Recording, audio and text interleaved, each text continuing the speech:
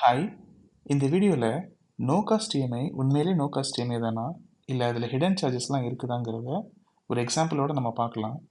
நான் க்ரீனில் ஹைலைட் பண்ணியிருக்கிறது ஒரு தேர்ட் பார்ட்டி டிக்கெட் புக்கிங் ஆப்பில் இருந்து ஃப்ளைட் டிக்கெட் புக் பண்ணது. Principal amount 12,217. எல்லோவில் ஹைலைட் பண்ணியிருக்கிறது எல்லாமே EMI installments plus GST plus other charges. இதை நான் ஃபர்ஸ்ட் புக் பண்ணும் போதே எனக்கு ப்ராசஸிங் ஃபீ அப்படின்ட்டு $235 சார்ஜ் பண்ணியிருந்தாங்க. நான் செலக்ட் பண்ண டென்யூர் 3 மாதம். First month instalment GST plus other charges கியூமுலேட்டிவாக பார்த்தீங்கன்னா 4,211.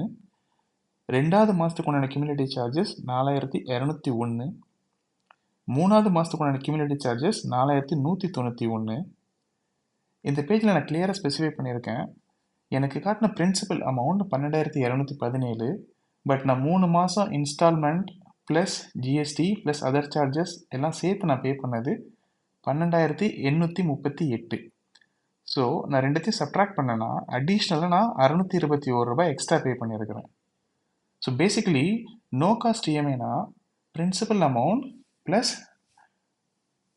டிவைட் பை நீங்கள் செலக்ட் பண்ணுற டென்யூர் அப்படின்னு நினச்சிங்கன்னா அது ஒரு தவறான புரிதல். இதில் ஹிடன் சார்ஜஸும் உண்டு. இந்த எக்ஸாம்பிளில் நான் ஸ்பெசிஃபை பண்ணியிருக்க அமௌண்ட் சின்னதாக இருக்கலாம். பட் இதுவே நீங்கள் ஒரு ₹1,00,000 ₹3,00,000 ₹5,00,000 நீங்கள் எடுக்கிறீங்க அப்படின்னா அதுக்கு உண்டான ஹிடன் சார்ஜஸ் மட்டுமே உங்களுக்கு சர்ப்ரைசிங்காக இருக்கும். இந்த சார்ஜஸ்லாம் உங்களுக்கு தெரிஞ்சு நீங்கள் பேர் பண்ண முடிஞ்சதுன்னா கோ ஃபார் இட்.